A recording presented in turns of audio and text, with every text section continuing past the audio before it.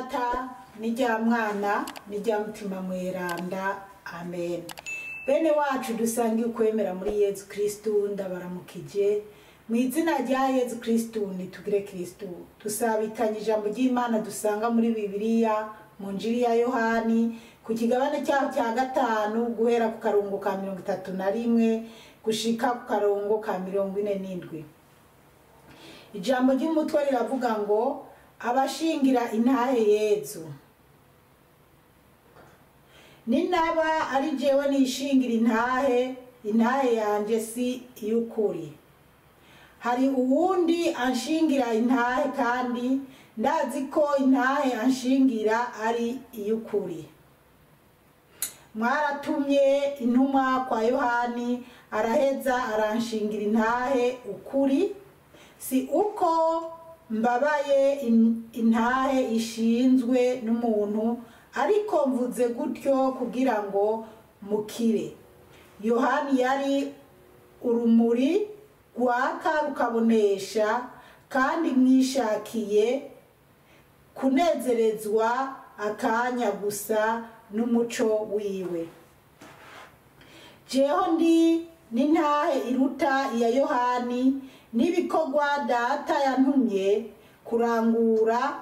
Ibyo bikorwa nyene nkora biranshingira intahe ko ari data yantumye. Bisubiye data yantumye we nyene yaranshingiye intahe, ntaho mwigeze mwumva ijwi ryiwe, ntimwigeze mubona uko asa. Vyongeye ijambo ryiwe ntirihangamye muri mwebwe, ko mutemera uwe yatumye.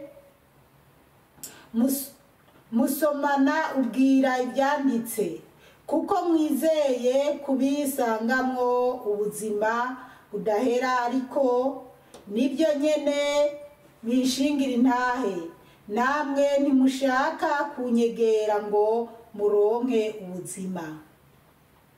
Sishaka kuninahazwa n'abantu, ariko mwebwe ndabazi ntimufise urukundo rw'Imana muri mwebwe. Natumwe na data, none ntimunyakira, ariko hagize uwuza ku giti ciwe mwomwakira. Mushobora mute kwemera mwebwe muhanahana ininahazwa muri mwebwe nyene, ntimuheze ngo murondere ininahazwa riva ku Mana yosa. Ntimugire ngo ni jewe nzobagiriza mu maso ya data. Ububagiriza ni Musa, we mwizeye, nkako iyo muba mwemera Musa mwonyemeye na jewe, kuko we yanditse ibinyerekeye. Ariko none ko mutemera ibyanditswe, nawe mwokwemera gute amajambo yanje? Bene wacu muri Yezu Kristu, iri ni jambo ry'Imana. Dushimiye Imana. Aleluya amen, aleluya amen, aleluya amen, amen. Bana b'Imana, mu izina rya Yezu Kristu tugire Kristu. Ijambo ry'Imana tugiye gusabikanya, umutwe w'ijambo twisunga uravuga ngo abashingira intahe Yezu. Twumve rero abashingira intahe Yezu Kristu. Akarongo ka 31 karavuga ngo ninaba ari jewe nishingira intahe yanje si iyukuri. Yezu aravuga, yari karabwira abafarizayo, abamukurikirana, abamwumviriza, arababwira ati ninaba ari jewe nishingira intahe yanje si iyukuri. Ushaka kumenya byinshi byere byatanguye ucuja ku kigabane cya 5 utangure. Rero ati nyimba ari je nishingira intahe, ndiko nababesha intahe yanje si iyukuri. Rero umuntu siwe yishingira intahe, ibikorwa akora nibyo bimushingira intahe. cyangwa abamubona nibo bavuga ati ujya n'umugome ujya ni mwiza, ariko reka turabe ingene Yezu abisobanura. 3:2 hakavuga ngo hari uwundi anshingira intahe, ngo hariho umuntu wundi amushingira intahe tumwumvirize, kandi ndazi ko intahe anshingira ari y'ukuri. Ngo umundi muntu amushingira intahe, ngo arabizi neza Yezu Kristo nyene arivugira ati ndazi neza ko uwo muntu wundi anshingira intahe ashingira intahe y'ukuri atari y'ikinyoma. 3:3 hakavuga ngo mwaratumye intumwa kwa Yohani. Ubwo abantu abo nyene batumye intumwa kwa Yohani Batista, araheza aranshingira intahe ukuri. Ngo rero Yezu aremeza ko Yohani Batista, Yohani yamushingiye intahe.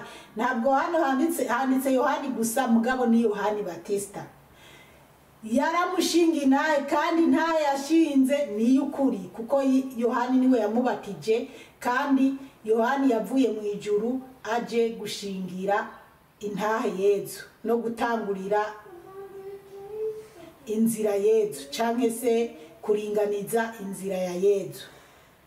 3:4 si uko mbabaye intahe ishinzwe n'umuntu, ariko mvuze gutyo kugira ngo mukire. Yezu aravuga ngo si uko ababajwe n'intahe abantu bo mushingira canke ashingiwe n'umuntu, ariko ngo yarabivuze gutyo kugira bakire, kugira abantu dukire. Ngo mvuze gutyo kugira mukire. Yarababwiye ati Yohani Batista bijya yamvuze ko kuba yarambatije igihe Yezu yagenda kubatizwa, hari benshi bariko barabatizwa na Yohani Batista, kandi Yezu aje barikumiriye kubera ko ububasha bw'Imana n'umutima mweranda yaje kwabo bantu kugira ati tanga inzira umwami araje. Haleluya, amen. Hanyuma Yohani yumva ko atokubahuka kubatiza Yezu, kuko yarazi ko mbese Yohani wenyene niwe yivugira ngo ntavuye no gupfundurura imigozi y'ibirato bya Yezu Kristo. Ariko Yezu yaramubwiye ati no, tugomba kubigenza kunyene, kugira Yezu yereka abantu ko kubatizwa ari ikintu umuntu yabwiye Nikodemu ati ubanza kuvuka ubwa kabiri. Rero Yohani rero yashingira intahe Yezu Kristo, kuko azi neza Yezu wari we n'ikimenyamenya. Nigihe Bikira Mariya agenda kuramutsa Elizabeti afise inda y'amezi 6, kandi Bikira Mariya nawe ariho yaragisama inda y'ibitaramara n'ukwezi. Turabandanya. Yezu rero yavuze ko atari uko ababaye intahe ishinzwe n'abana b'abantu canke ishinzwe na Yohani, ahubwo ko bobo bari bakwiye kumubonamwo, kumva ko amajambo abigisha bakwiye kuyagendera, bakumva ko babonye urukiza. 3:5 Yohani yari urumuri rwaka rukabonesha, kandi mwishakiye kunezerezwa akanya gusa n'umuco wiwe. Yezu arababwira ati Yohani yari urumuri rwaka, kandi Yezu arongera arababwira ati mwebwe nyene mwaranezerejwe n'amajambo ya Yohani, mwarumva ko ibyo Yohani abigisha ukuri, mwaranezerejwe n'amajambo ya Yohani. Kandi Yesu akavuga ati byari ukuri. 3:6 akavuga ngo jeho ndi n'intahe iruta iya Yohani. Ubwo rero Yesu aratanguye kubabwiza ukuri. Nyimba mwaremeye Yohani Batista kwibya bigisha kwa rukuri, mukaba mwaranemeye yuko yababwiye ko ubugiye kuza inyuma yiwe canke inyuma yanje andusha ubukomezi. n'ibikorwa data yantumye kurangura.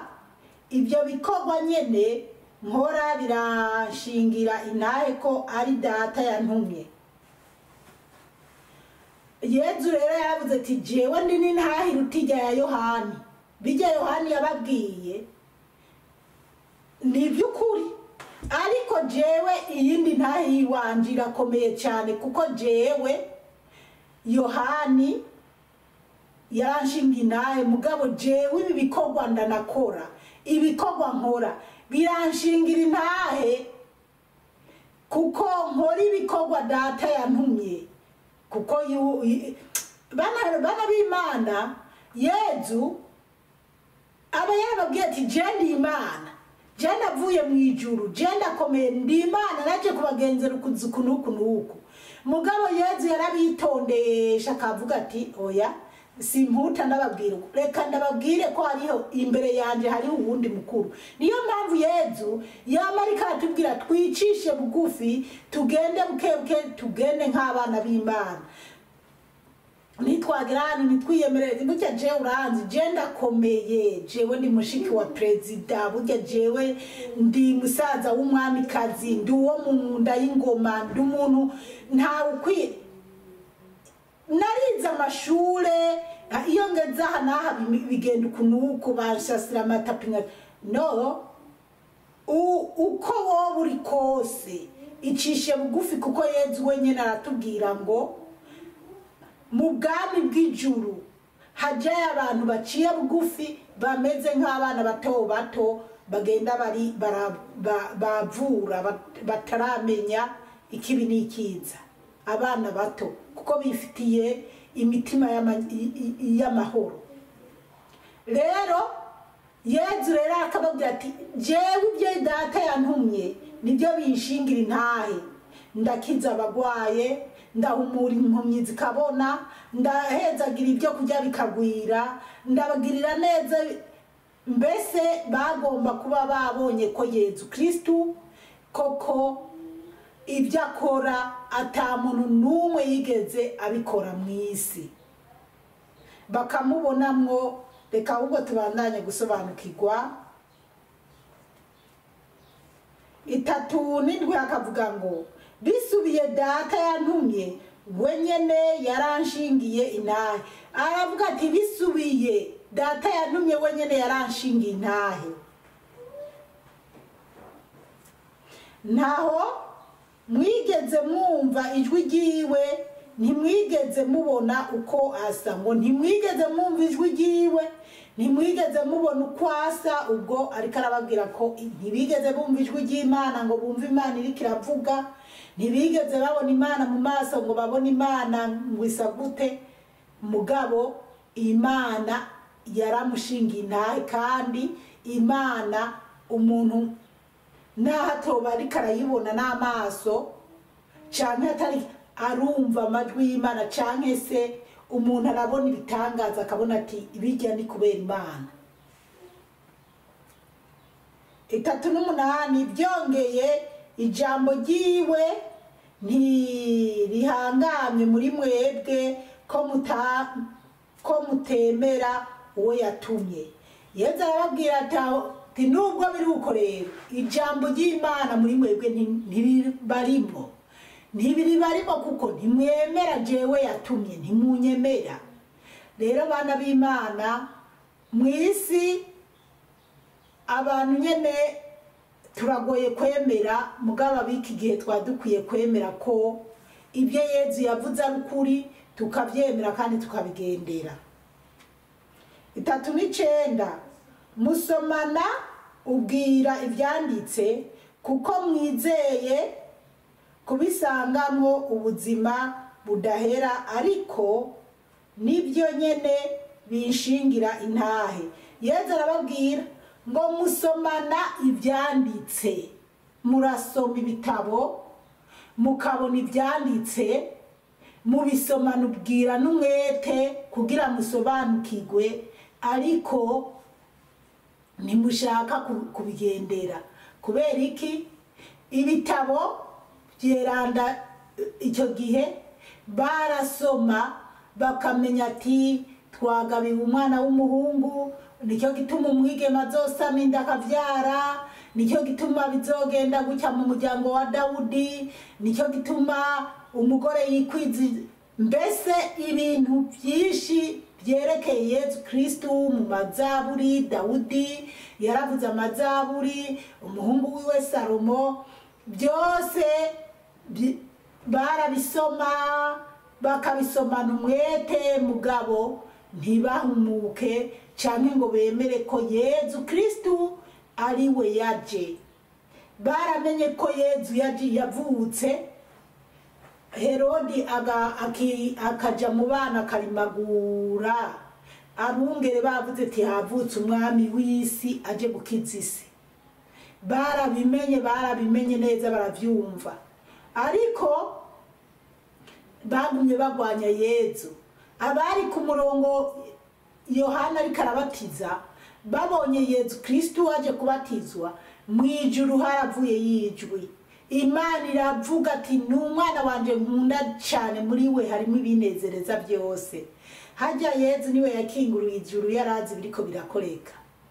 Rero abari bahari barabyumvise, bari kugenda bakwiza inkuru nziza, kandi barabivuze ibintu nk'ibyo. Bana b'Imana, hari ibintu niyumviriye cyane ndaseka ndaza kubivugako. Inkuru nk'izo zaragenda, ego. Rero ariko ntibashaka kubitahura, barabisoma ntibashaka kubyemera. Ngo n'uyu munsi murazi ko hariho abagitegereje ko Yezu azoza, bazi ko ataraza. Reka twibandanirize 40 hakavuga ngo namwe ntimushaka kunyegera ngo muronke ubuzima. Aha hantu ndahateba. Yezu arababwira ati namwe ntimushaka kunyegera ngo muronke ubuzima. Abana b'Imana, duhereye hajya kuri 3:1 ibyo twari tumaze kuzirikana, ibyo twamaze kumva, izi nyigisho Yezu yarabahaye ntizari zihagije.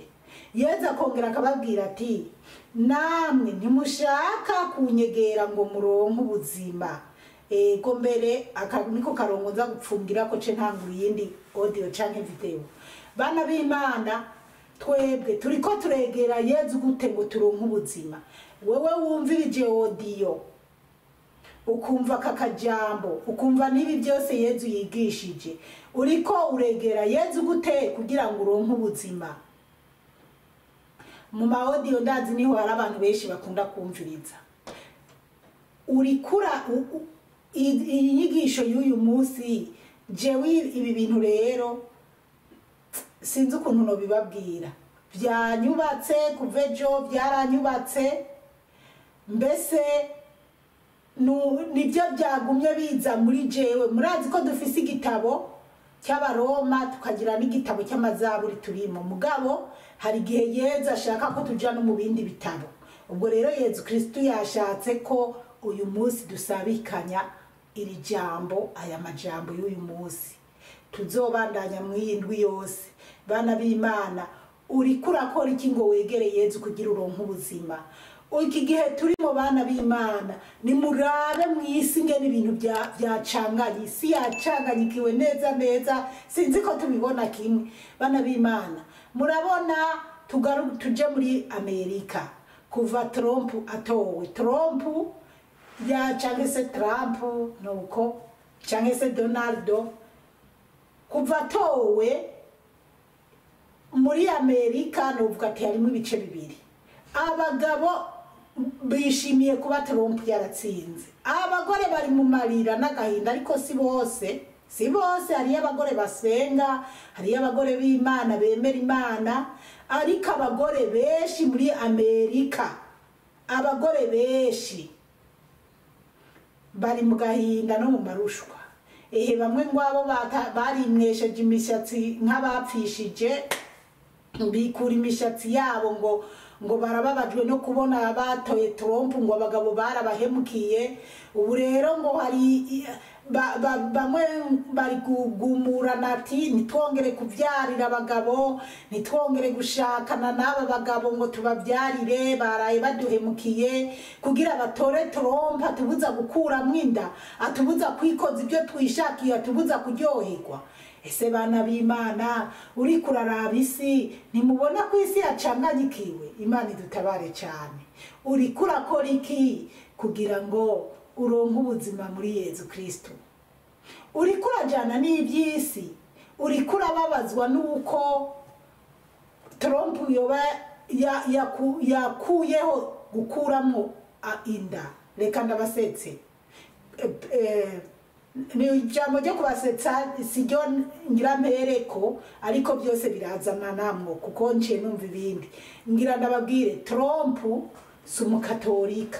Hari abantu nagiye mbona, hari video abantu bagiye basharinga bahererekanya y'ukuntu Trump yariko aravuga ati ndakunda Eklezia Gatolika, ndakunda abagatolika, muri abantu beza, muri abantu b'Imana. Abagatolika bafise indero nziza, barera abana neza ku mashure, bakigisha abana neza ku mashuri.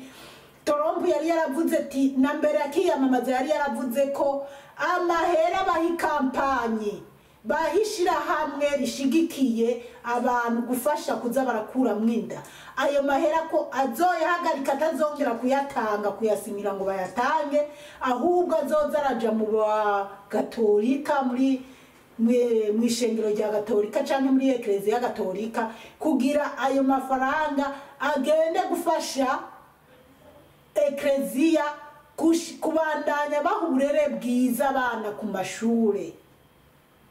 Rero nibyo kweri abana biga kuri Eklezia Gatolika usanga kenshi batandukanye n'abandi bana. Ego baratandukanya kuko abana bo biga muri leta ibyo gusenga ntabyo bazi, mbese leta irigisha ibyayo nyene na bya bindi byose. Mugabo muri Eklezia Gatolika ntibazoza gufata umwana bamubwire ati genda ugire boyfriend kuvukira umwana mujyamane mukora ibi n'ibi. No, muri Gatolika ibyo ntabyo bigisha. Baha uburere bwiza abana, bakabereka, bakababwira Yezu wari we, mbese bakabaha uburere bwiza. Ibyo Trump byaramunezereye. Rero muri abagore rero n'abakobwa muri Amerika, icyo rero cyarabacumise, kirabababaza, kirabatunuza ko kuba baratoye Trump bandagaye bamaramaye. Ariko haleluya, amen, dushimire Yezu, we yafashije muri Amerika Trump agatsinda. Kuko ujya mu mama iyo aza gutsinda muri Amerika hasanzwe hari bibi byinshi, niho usanga ingesho nyinshi zituruka kugira zikwira isi yose, byari kuba bibi gusumba. Rero ndazi kwa Trump nta kongera gushigikira ibintu by'abatinganyi, nta kongera gushigikira ibyo bintu by'abakuramo amada, nubwo bazobikora binyegeje. Rero ndashima abagabo nabo baja ku rubuga bakavuga ati ubwo turahumutse, turabonye ko ati bwa bundi kweri ati twagira ubuntu. Rero bwa bundi Trump n'umugabo, niyo mpamvu abagore bacu baja mu busambanyi bakigikoza ibyo bishakiye, bakiyonona, bakakuramo amada, bakagira iki, kumbe uburenganzira bupfuye nibwo bwari bwaratumye aba bagore baza baradusuzugura. Imana idutabare cyane. Rero bana b'Imana, aka kajambo duherukiye ko mugabo tugaca tubandanya ku yindi audio kavuga ngo namwe ntimushaka kunyegera ngo muronke ubuzima. Egera Yezu Kristo, witandukanye no gukuramo inda, witandukanye no kubumutinganyi, witandukanye no kuvyarira mu mashini, witandukanye ibyo bibi byose biriko birakwegera abantu mu cyobo, witandukanye nabyo, wegere Yezu Kristo, ubona urumuri rwo muri Yezu Kristo. Haracyarimo amajambo ryose, reka duhagarike duce tubandanya. Mwarahezagiwe n'Imana.